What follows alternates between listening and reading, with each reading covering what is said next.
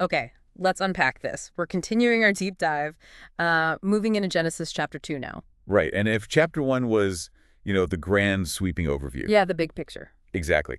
Chapter 2 kind of zooms right in. It gives us this um, much more detailed, almost intimate view of the beginning. An intimate picture of, like, the first human experience and the world set up just for that. That's it. The perspective shifts, doesn't it? It focuses really tightly on the man and the environment created for him. Okay. So after mentioning, creation's done, the seventh day rest, the story sort of doubles back. Goes back in time a bit. Yeah, before plants really covered the earth because, well, there wasn't anyone to cultivate them yet.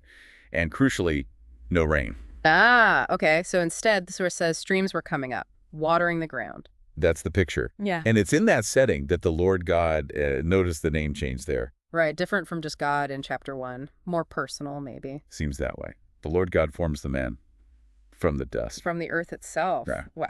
But then it's the divine breath that animates him, makes him a living being. A living soul. And then comes the garden. Then the Lord God plants Eden, this special garden located in the east, and puts the man he formed right there. And it's not just like a nice park. The text gets specific again. Very specific.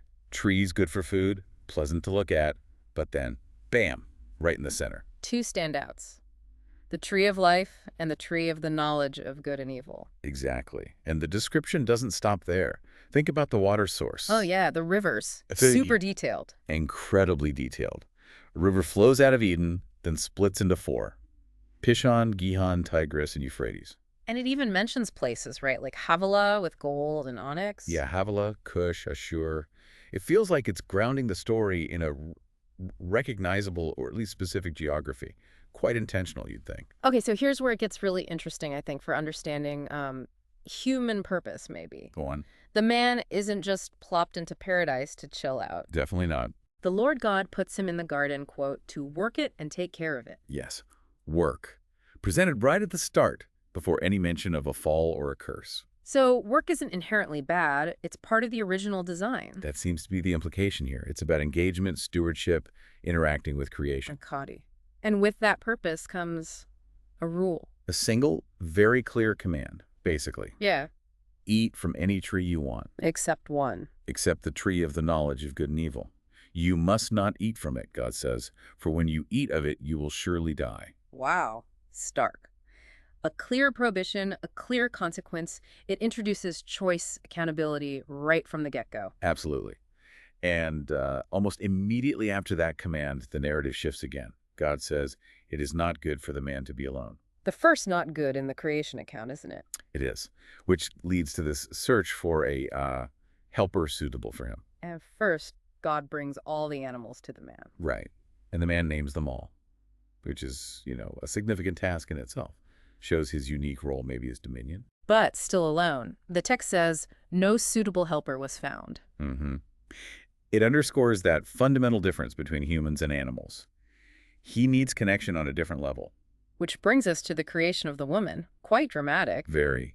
The Lord God puts the man into this deep sleep, takes one of his ribs. Literally from his side, in some views. Yes, and fashions the woman from it, then brings her to the man. And his reaction. It's immediate, isn't it? This is now bone of my bones and flesh of my flesh. That powerful recognition. She shall be called woman, for she was taken out of man. It feels absolutely pivotal, and the text connects it straight to marriage. Directly. For this reason, a man will leave his father and mother and be united to his wife, and they will become one flesh. It's stated like a principle, flowing right out of this creation event, leaving, uniting, becoming one flesh. That phrase itself, one flesh, it implies such a deep union. Physical, emotional, spiritual, all wrapped up. And the chapter ends noting their innocence, right? Naked but no shame. A state of complete openness and lack of self-consciousness, it seems. So, wrapping this up, what does this chapter add for you as you engage with this material? Genesis 2 really fills in the blanks from chapter 1, doesn't it? It absolutely does. It gives us the specific stage, this garden with real-sounding rivers. It defines that original human purpose involves work, this Stewardship? And it introduces the first moral choice, the command and its consequence, plus the foundation for relationships. Yeah, that foundational human relationship, companionship, marriage, the whole one flesh concept, it moves from the cosmic scale right down to the deeply personal. It grounds everything. So as you think about these specifics, what really jumps out? Is it the attempt at geography, the idea of work being original and good? Or maybe that first command, setting up the whole drama to come. Or perhaps that profound description of unity in marriage. Lots to think about. It really makes you wonder about the significance of these initial rules, these initial relationships, and how they echo even now.